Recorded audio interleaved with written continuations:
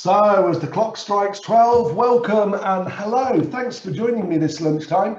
I'm Andy Gilbert, your host, and today I'm going to be hosting a masterclass on goal defining. Now, if you've ever been with me before on a training session or one of these webinars, masterclasses, you'll know that this is one of my favorite topics. So let's just find out a little bit about you whilst we wait for a few more to join, because today's going to be a big group, and then I'll explain what we're going to do and we'll get stuck in. So firstly, just a positioning piece, a poll for your current level of Go.M.A.D knowledge, just so I can understand where you're at. And if you first time with us, that's absolutely fine. So I'm just going to launch the poll and give you some time just to give some feedback to me about how much you know about the Go.M.A.D methodology. Have you attended anything before? Brand new? Let's see. Okay, that's coming in and I'll share it with you. Right. Okay, we've got over 80% of people have voted, so I'm going to end the polling and I'm going to share the results with you. So this is who is joining us today. We have 23% of people that have got no experience. Welcome. By the way, for the new people, I should say that Go.M.A.D stands for Go Make a Difference. It's a rallying call for improvement, change, but it's not about staying the same. So today is one of 7 key principles that we're going to be focused on. It's about actually defining really clearly about what we want to change. Welcome back to 53% of people. Great, 27% have watched my 10x video. If you just Google Andy Gilbert making a difference, you can find that. Quite a few people. Oh, we've got several people that have been referred, downloaded, 17%. Right, thinking for good. We'll come to it at the end, but if you go onto the App Store, there is a free app called Thinking for Good. It's produced by a company called Expert Apps, which I'm also a non-exec director of, and it's a fab app and it's totally free, and we'll be doing some stuff on that later. Great, I'm going to stop sharing results. Thank you very much, and I'm just going to get the poll. There's a couple more questions I need to ask you, but before we do that, let's just share a tiny little bit about Go.M.A.D thinking. You may or may not already know this, but we've been around for quite a while. In fact, in January of next year, it will be our 25th silver anniversary, 25 years as a business. We work in over 40 countries, and basically we exist to improve your world through better thinking. That is our company purpose. Our big vision is by 2028 that we will have actually been the catalyst for over 1,000 humanitarian projects as well. We do a lot of digital stuff, got some great augmented intelligence, or we could just go, you can go back to the good old traditional book.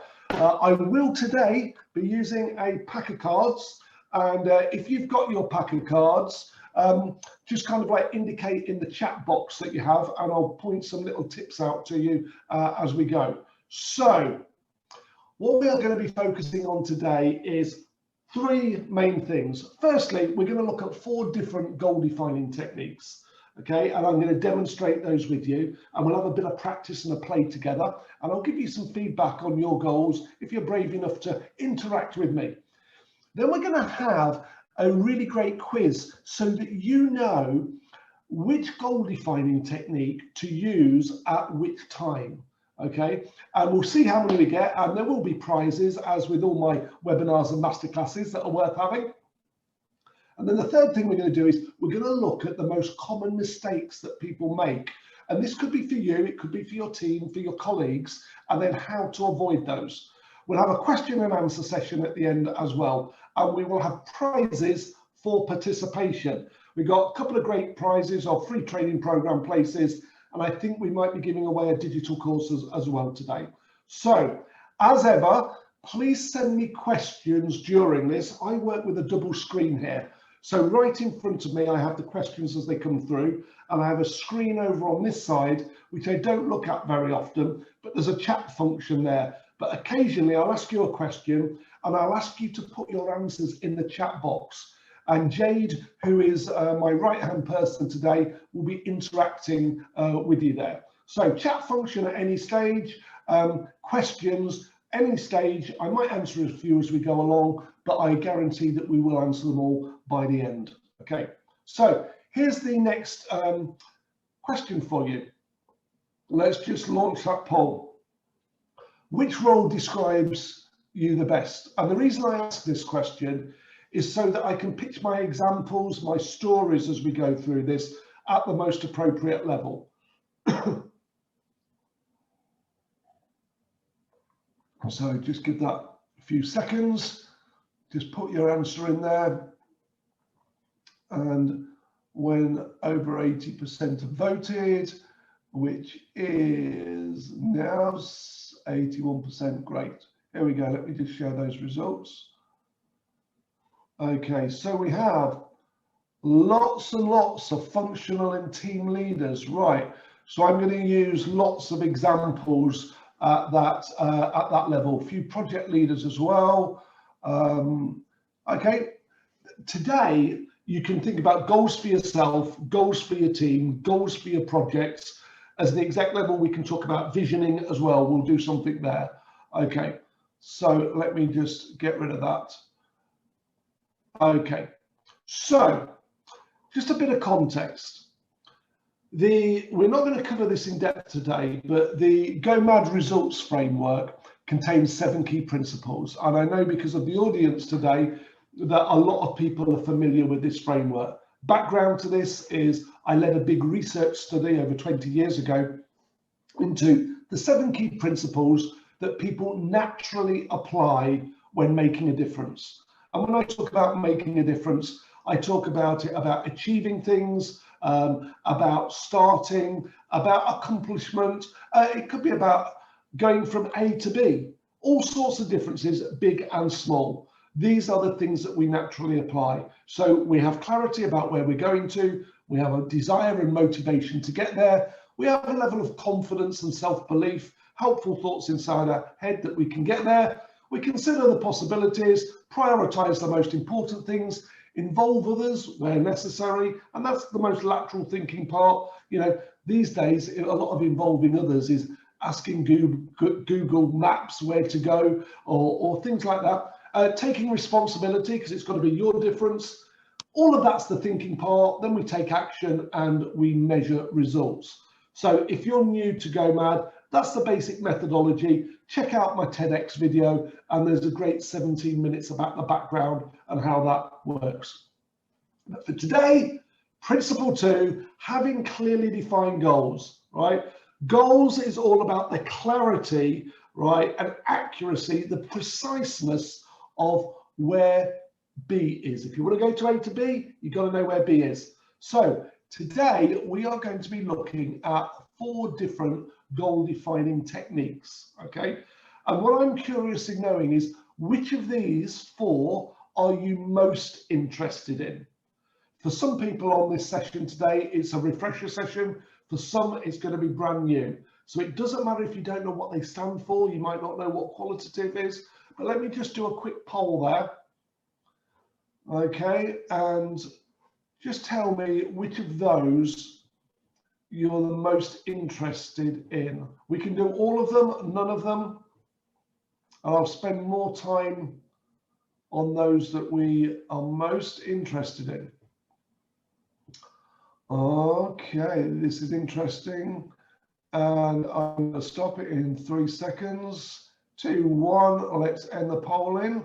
Thank you very much. I'm going to share the results with you. Right.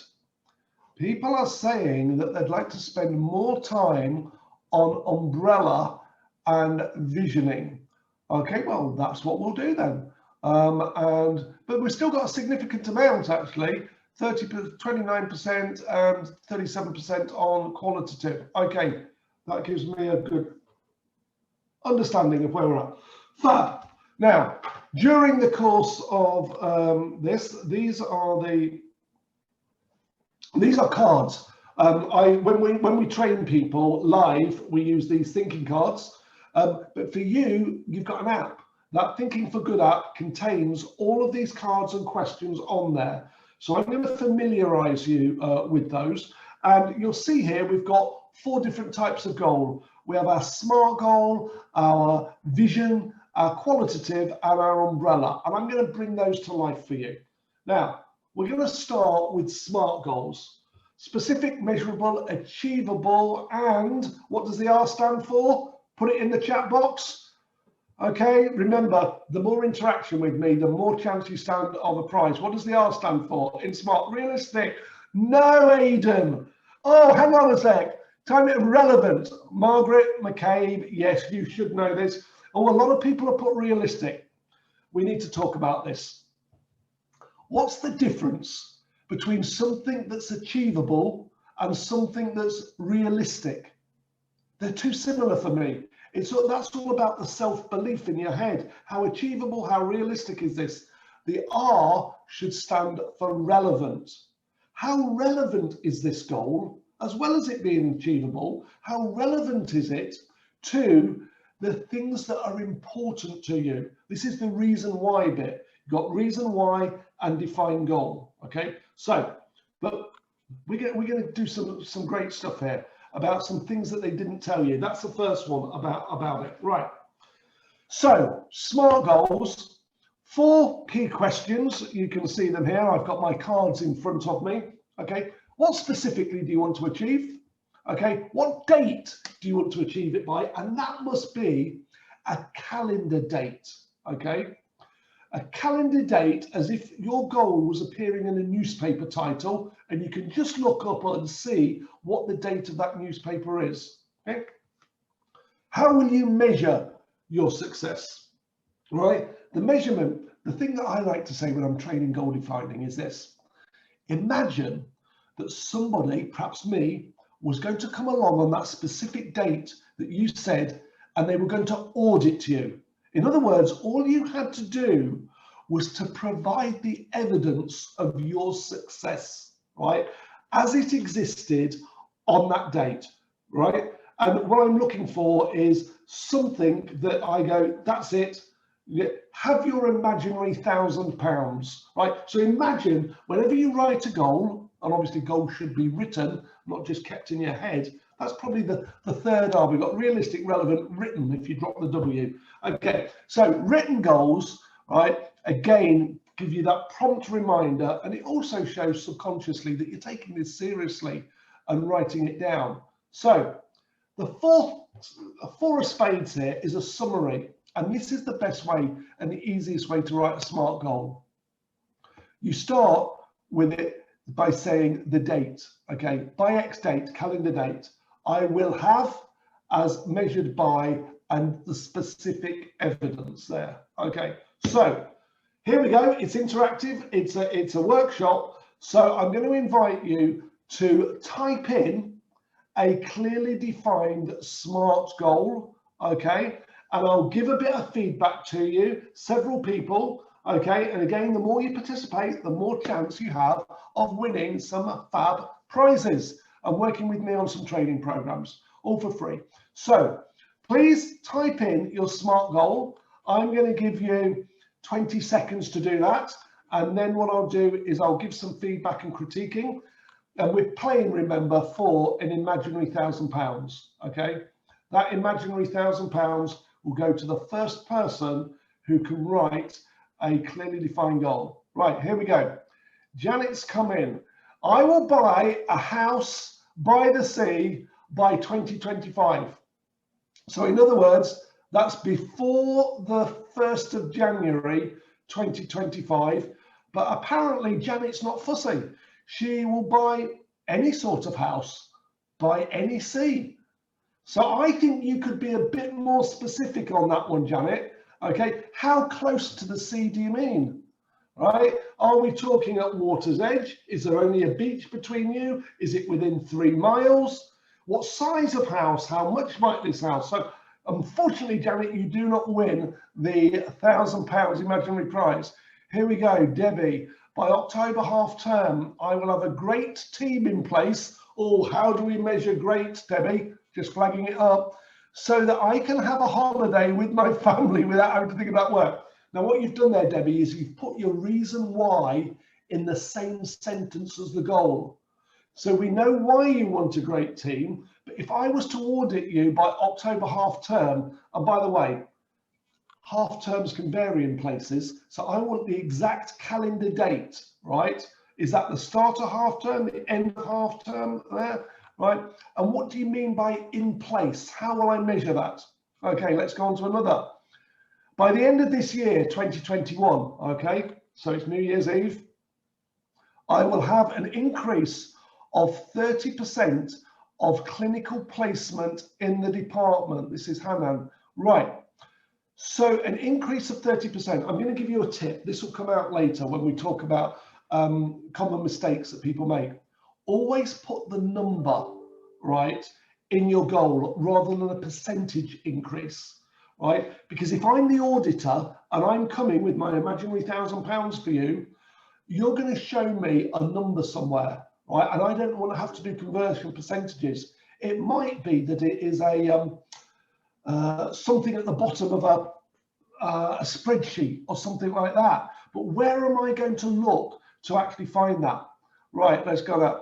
Michelle, by the February the 13th, 2024, I will have gone to Iceland on a cruise ship. Right, I think we're getting pretty close here to measuring something, okay? And I think that we could say, right, it's Valentine's Day, has arrived in 2024. Michelle, have you been to Iceland on a cruise ship? We could monitor all the cruise ships that enter Iceland and see if Michelle's been a passenger. Michelle, you win the imaginary £1,000. Well done. Right.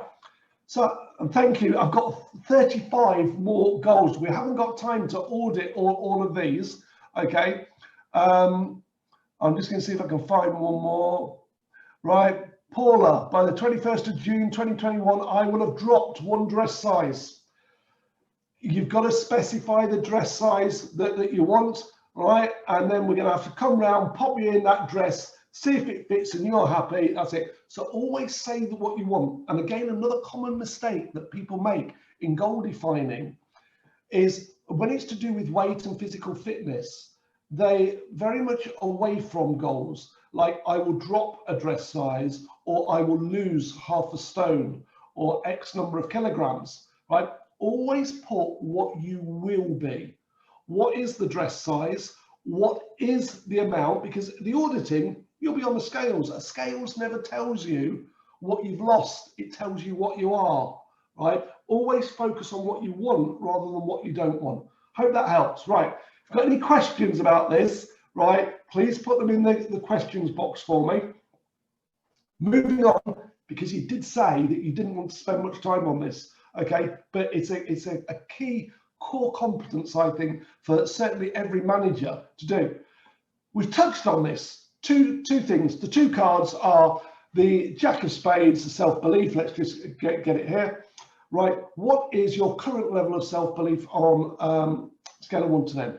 This is the A bit of SMART, okay? Use a 1 to 10 scale of where you are, okay? And then the other one is the 8 of Spades, how relevant. So we've touched on that. The R of SMART is how relevant is the goal to you and your values, or how important is it to the organization that you work for? And it's then about challenging or parking any goals that are not relevant. So here we go. Visioning, let's move on. You said you wanted to spend some time on visioning. So the difference between visioning and SMART, the first thing to notice is that it is in present tense. SMART goals, right, tend to be in future tense. By a certain date, I will have. What we're going to do, the art of really visioning, is time travel.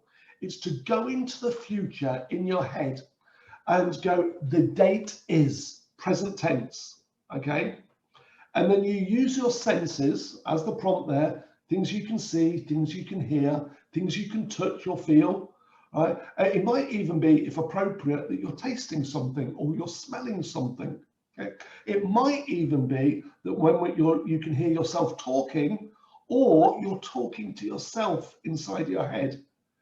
And the way to do this is to do it through an example All right. So what I'm going to do here is just demonstrate this to you, and let's go for something.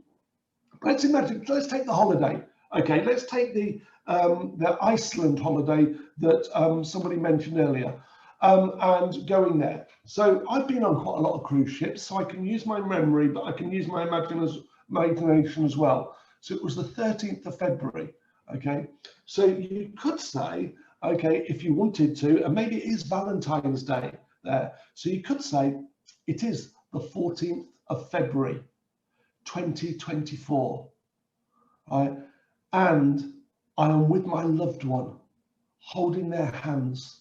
Okay, so you're saying who you're with, it's present tense. I'm holding their hands, or maybe I've got an arm around them, and we are celebrating Valentine's Day, right? On the Golden Trail. There's a golden trail there, right? And we are visiting the largest geyser. And I'm counting the seconds down until it erupts through the ground. 1, 2, 3. Here it is, right? I can see it. I can see that. I can smell it, right? Because, you know, there's a lot of sulfur there. I can smell the sulfur, right? Okay. I've got my camera out, right? And I'm videoing it, and I'm counting that it's 23 seconds, and I'm waiting, and I'm about to. I'm on Facebook Live, and I'm doing it. Notice the excitement in my voice, right?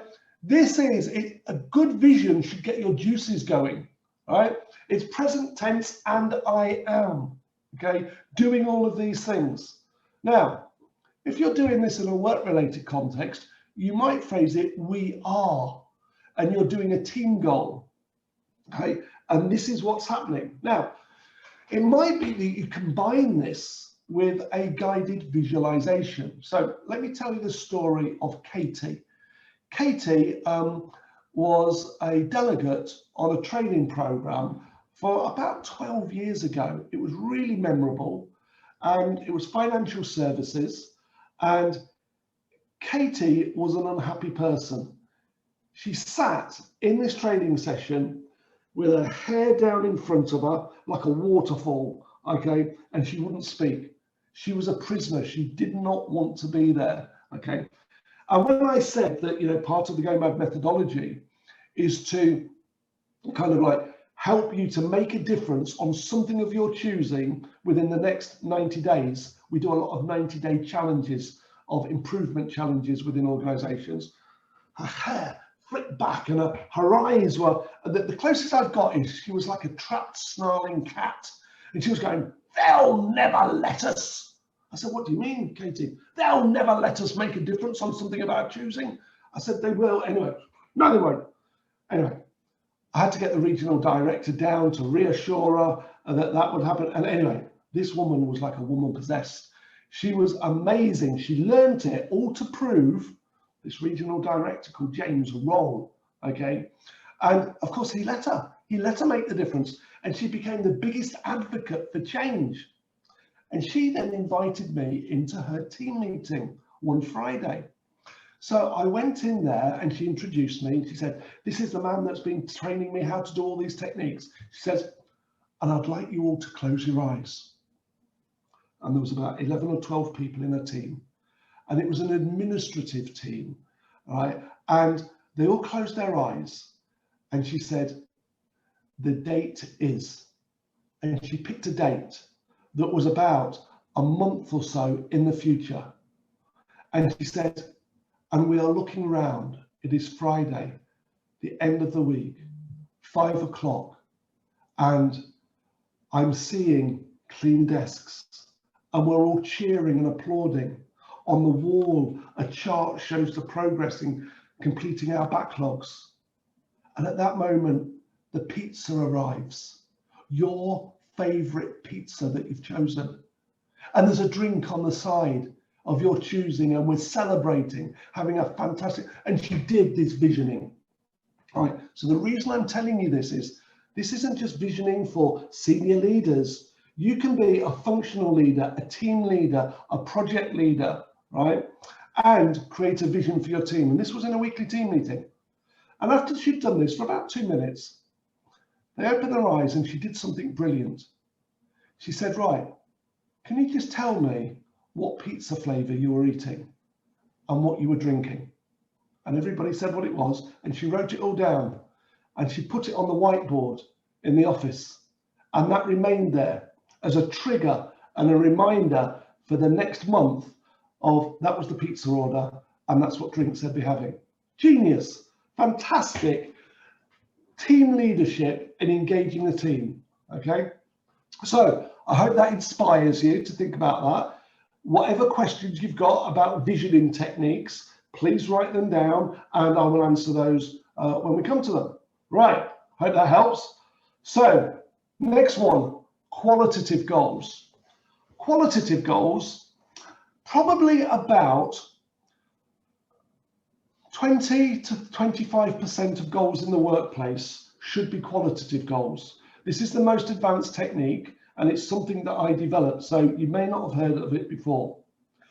A qualitative goal is used in three main occasions. The first of these is anything that can't be easily measured by S.M.A.R.T. S.M.A.R.T is great for time, cost, quantity, quality, things that will exist and can be tangibly measured, okay, audited. But the most common one of these is that calm is feelings and emotions. And in the workplace, this is about happiness and confidence. They're the two most common that I come across. So how do you define a goal about confidence? Well, we're going to show you on that. Linked with that is quality of relationships, right? As an individual, I might want to have an improved relationship with a colleague. It might be a family member, a friend, okay? A supplier, a customer, okay? What is the quality and how do we measure that? And the third occasion where you would use qualitative goals is where you're really looking at team spirit or team morale. They're the most common areas for using that. So let's have a look at the best practice here. Okay, what we're going to do is we're going to work through something together. Okay, and in fact, actually, if there's anybody that wants to do this live with me, right, I'm just going to invite you to volunteer now, and I'll unmic yourself. You have to be prepared to share this with a group of people. So if you want to volunteer to be coached by me now, only on the qualitative goal. So would you like a better relationship with somebody? Would you like better team morale or in your team? Or would you like to feel more confident about something? Do we have any volunteers today? Anybody brave enough to say, yes, I would like to? I'm going to give 10 seconds. Well, we've got a lot of people on here today. We've got nearly 100 people. So who's going to volunteer? If not, you're going to have to do it on your own. Come on, I tell you what, there's a prize. Anybody that wants to volunteer, we will send out to you a pack of my coaching cards there. Does that tempt anybody? Going. Oh, thank you. Oh, who came in at the end? Michelle, we're going to go for you. You were the first up. Debbie, thanks. Right, Michelle, I'm going to unmute you. Let me just see here. Hi, Michelle. Can you hear? Hello. Hi. Thank you very, very much for volunteering. Okay. So what I'm going to do is I'm going to coach you and do a demonstration, and we're going to go through a series of questions. So firstly, what type of goal do you want to do? Is it about a relationship? Is it about team morale, or is it about confidence? Team morale. Team morale, great. So the first step, what I'm doing here is you'll see on screen, I'm obtaining specific detail about the situation. So can I just check, Michelle, is this your team that you're a team leader of or a project leader on? It's a sort of a by proxy team. It's for, because I'm a radiographer, it's for radiographers who manage my students and teach my students, and it gets a bit fraught sometimes. Okay, that's great. So this is something that you can influence, is it? Yeah. Brilliant. Okay, because one of the key things about goals is you've got to take personal responsibility for them. Okay, so what's this team called again? Radiography students. The radiography student team, great. So what we got some detail. We know it's a specific team, the radiography student team. And what we're going to do now, Michelle, is use a scale of 1 to 10. So on the scale of the Michelle scale of team morale, where are they on that scale at the moment? On a 1 to 10, 1 is low and 10 is high. I would say about 6. 6, okay, that's fine. And where would you like them to be as an improvement by a specific date? It would be nice to have them a 9 in 3 months' time. What we in now? About September. Okay, when in September? The 25th. The 20th, right. So by the 25th of September, 2021, the radiography student team will have moved from a 6 to a 9 on the Michelle scale of morale. Yes. So that's technically how we could write it as a single sentence, okay? But of course, we need to know a little bit more about the Michelle scale. So what I'm going to invite you to do, Michelle, is to benchmark what a 9 is like on your scale, okay? So we've got 4 different types of benchmark that we can use. So we're going to go down these in order, okay? The first one of these is where we look for a past recalled memory. So with the radiography student team, have they ever been a 9 before in morale? Yes. Now that was a yes. How long ago was that? About 10 years ago. About 10 years ago. Okay, that's fine. Yeah. How easy is it to remember that? All right. Or would it be easier for you to imagine a similar situation where you've experienced a 9 in team morale? No, I can imagine it, I think. I can remember. Okay, well, you can remember because there's a third option, as you can see there. I'm going to give you the option to imagine what a 9 is like. Oh, we'll do the imagine it. Yeah, let's imagine. Imagine. Okay, that's great. So you see, my role as the coach here is to help you to find which of these is the most relevant benchmark. And I normally go down these in order until we find the right one. And I can hear your confidence going, yes, let's imagine. Okay. Yeah, let's do it. So we're going to use our imagination, this team of people, the radiography student team. By the 25th of September will be a 9 on your scale. So I'm going to invite you now to imagine, right, that the 25th of September has arrived and to share with me 3 or 4 pieces of specific evidence that you will be looking out for by that date that lets you know that the team morale is a 9. So what would those be, Michelle? I wouldn't have emails complaining about students. So there would be an absence of complaints. Yeah. And an absence of complaints from students about radiographers. Okay, what else would there be?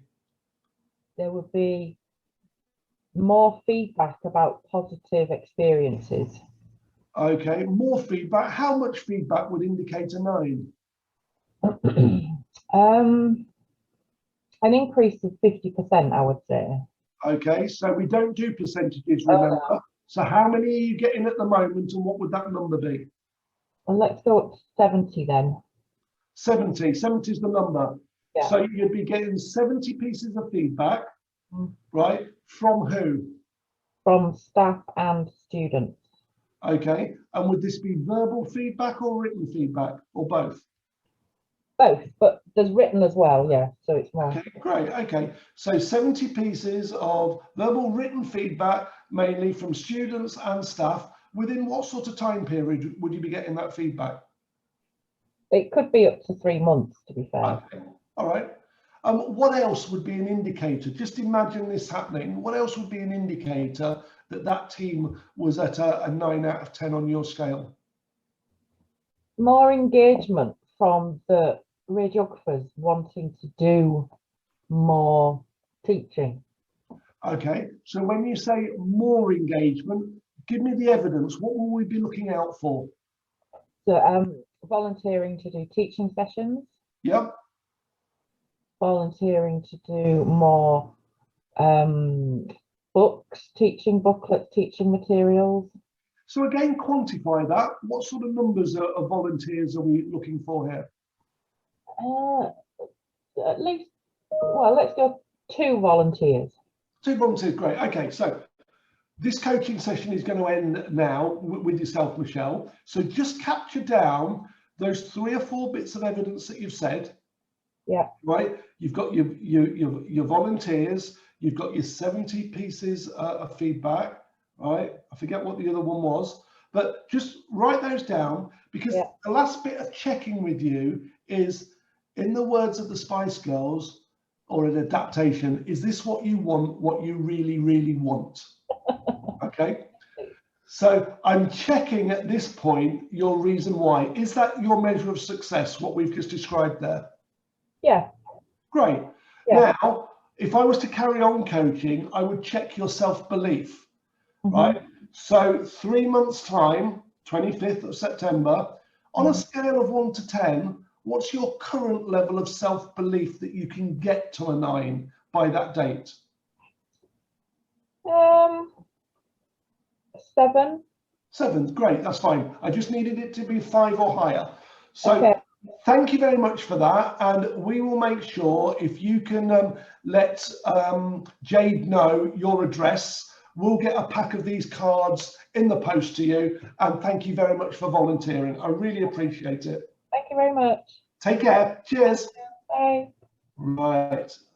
Let's. Oh, can you mute yourself, please, Michelle? Because I can't figure out how to do that on here. I don't want to carry on. There's so many people scrolling down. Thanks. Okay, so qualitative goals. You can see this is quite an advanced technique, right? But again, if you want more information on that, I'd probably recommend the M.A.D coaching book, because that's got some case studies and some transcripts of me doing those live demonstrations. So let us move on, because you said you wanted me to spend quite a bit of time on that, so I hope you enjoyed that. Let's have a look. Umbrella goals. Umbrella goals is the final one we're going to look at here. And an umbrella goal is used for a vision, an aim, or an aspiration. And as you can see from the card there, it's done in the shape of an umbrella, and you've got the smaller chunks underneath. So this is how we draw one. Do the big picture and label it at the top. Now, this doesn't have to be a SMART goal at this stage. It could be to improve customer care, right? Or improve performance. It could be an aspiration like that. But then what we do is we ask ourselves a question, and that question is to identify the smaller chunks. So the question can be phrased like this: what do I definitely know that I will need to work on in order to achieve the big picture? And we label that as a chunk. So I've just put A here, but you would write a phrase about what that is. Again, doesn't have to be a SMART goal, and it doesn't have to be in any order. As well as A, what else do I know that I'm going to need to do some work on? So these are definite areas and chunks of a bigger umbrella that we're breaking down, and so on. I'll keep going. And then at one point, I'll pause and I'll say, okay, if I get A plus B plus C plus D, does that mean I'll achieve the big picture? If yes, stop there. If no, we go, well, what else is there? Oh, there's E. All right, if I do A plus B plus C plus D plus E, does that mean I'll get the big picture, right? And normally an umbrella goal, I wouldn't have it any more than 7 chunks wide, okay? 6 or 7 is normally the max I go, because what you can normally do then is you can normally break something down into smaller chunks. So let's take A. We'd say, right, for number A, what are the smaller chunks? And you'll keep breaking them down until you get to either a SMART goal, where we can put a date and a specific measure against it, or we could put a qualitative goal. So for example, it could be the overall umbrella goal is improving team performance, right? And within that, we might be focused on an individual. And with that individual, we might have a SMART goal about something for them to achieve by a specific date. But we might also have a qualitative goal about the quality of relationship that we have with that person. So this is the relationship between all the goals. Vision, Martin Luther King, what did he say? He didn't say, I have a SMART goal, did he? He'd have bored people rigid. Martin Luther King, I have a dream, a vision, right? I can turn my vision into a project plan, an umbrella, and I can break that project down into chunks. And under those chunks, I can have SMART goals and qualitative goals. So this is the essential toolkit that all managers should have, okay? If not, they are not able to be competent in doing their role in picking the right goal defining technique. So, well, we're going to be quizzing you on this later. So here we go. Goal defining techniques. Which of these are you or your colleagues guilty of making? Too vague, are not auditable, okay? Lack of an exact calendar date. We've talked about that already. Two or more goals in the same sentence. What happens if you put two or more goals in the same sentence and you only achieve one part of it? It's very easy for a person to say, oh, I failed. Separate them out, and then you can achieve one and go, oh, that's a win. I feel good. Dopamine will be released. You feel happy, right? And then you just say, I haven't achieved that bit yet. You redefine it and go again. Let's see what else we've got. We've got including the why or the how. We had an example of that earlier, didn't we? Don't put the why or the how. The goal sentence is just the what. Focus on the what first. The how becomes a lot easier. Think about that last example with Michelle there. We had a clear goal, 3 or 4 reference points, right? And now she can start there, well, how possibly could I get those 70 pieces of feedback? How can I possibly get the referrals, the volunteers, she was saying there. So we can do the possibility thinking to get the how. Okay. Next one, focus on what you do want rather than what you don't. We've touched on that earlier. Big mistake, people attempt to SMART everything because that's the only tool they've been given. If all you give people is a hammer, they see everything as a nail, right? If you give people a goal defining technique called SMART, they attempt to do it and they do it very badly, okay? So, and then the last thing is, again, what I did at the end with Michelle was check that self-belief and reason why. So this is honesty time. Let's see if there's a bit of a trend here. Just in the chat function, please can you write down any or as many of those numbers that either you or your colleagues are guilty of making. Let's just do a little bit of research here and see what numbers that come up as the most common trend. Okay. Alison's just gone 1, 2, 3, 4, 5, 6, 7. 5, 2, 3, 4, 1, 2, 3, 4, 6, 1 and 5, 6, 3, all of them, 4, 6, 5, all, 4, 3, 3, 4, 3 and 4 seems to be popular. 3's winning at the moment. 2 goals there, number 7, not checking self-belief. 1, 2, 3, 4, 5 from Debbie, 5 and 3 from one. Okay, 1, 2, 7. Oh, 1 and 7 as well. Great. Hey, you know what you're looking for now. Imagine if you're leading a team or a project and you say we're going to go on a journey from A to vague place, right? Or we're going to go here and Y and whatever, and they don't get clarity. Great.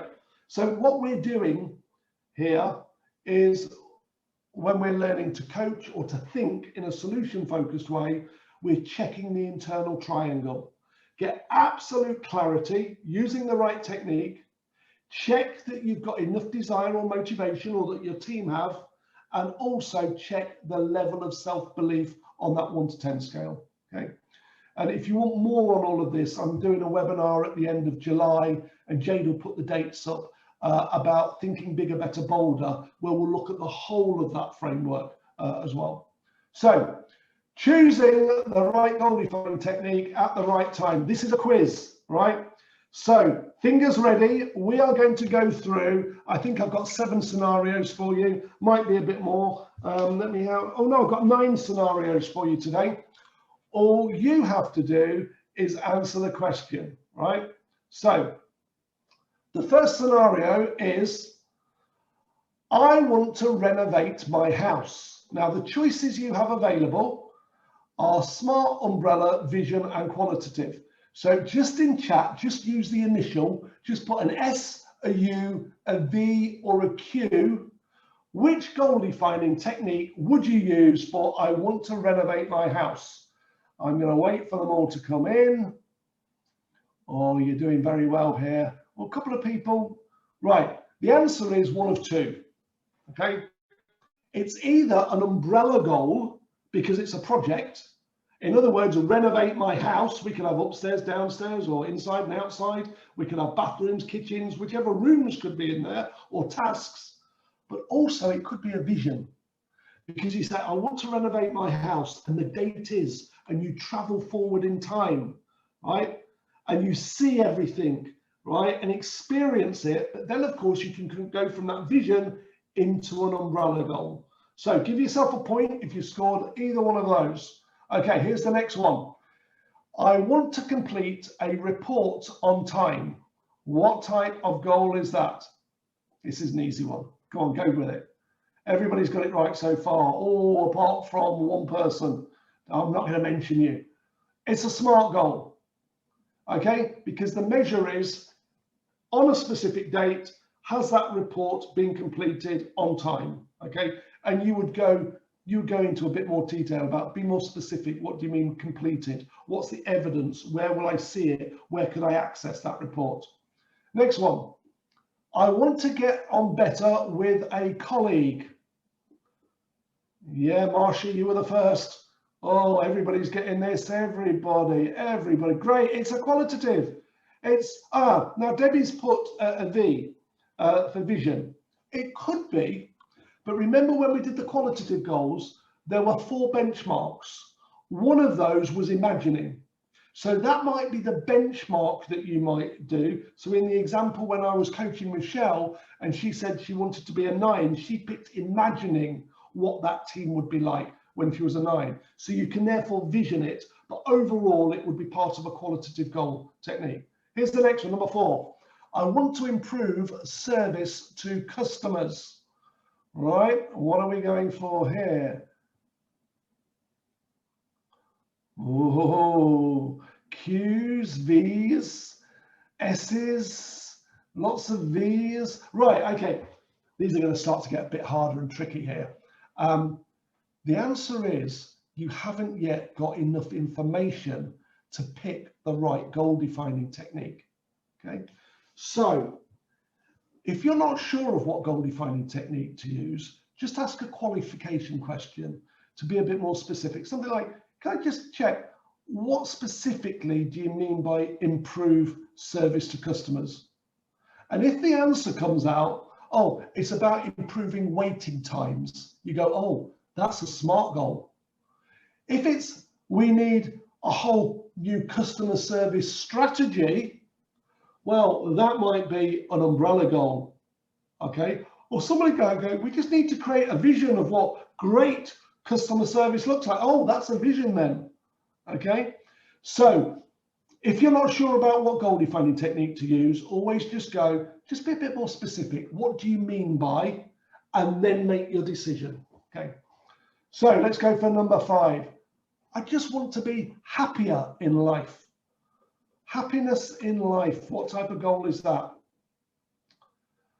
It could be that, it could be that. You're right, it's either, okay, it could be qualitative because happiness is a quality, but it could be an umbrella because life contains many things. And therefore, you could, if you wanted to, say, well, I want to be happier at work, I want to be happier in that relationship, I want to be happier doing that activity or that project. And you can have multiple qualitative goals. Could also be a vision, life. Well, let's travel forward in time and imagine what happiness looks like. And then you might turn it into an umbrella. And under the umbrella might come the qualitative goals. Great. So I hope you're keeping your own points tally by this point. I'm not. So next one. I want to decide my next career move. Okay. Oh, hang on a sec. There we go. I want to decide my next career move. Oh, first 4 answers got it wrong. Oh, the first person to get it right. This is a bit of a trick question, actually. It's not a trick question. Oh, you're going so fast, we've gone down. Only one person's got it right, and that is Karen. Karen Galea has got it right. Well done. Only person. Right. The answer is it's SMART. Oh, SMART. There was lots of qualitatives. There was visions. There was umbrellas. Right. What is the measure within this?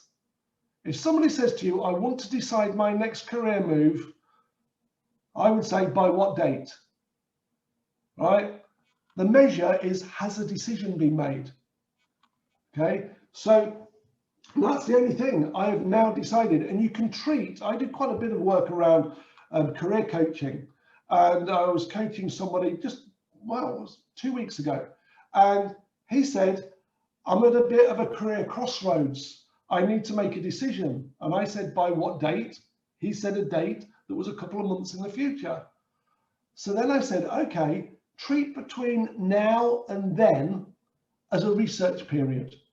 In other words, you've got 60 days to explore possibilities, right? Experiment, involve others, talk to people. You only need to make the decision by that date. So give yourself some breathing time, some thinking time. Okay, next one. I want to achieve next quarter's target. This is quite an easy one.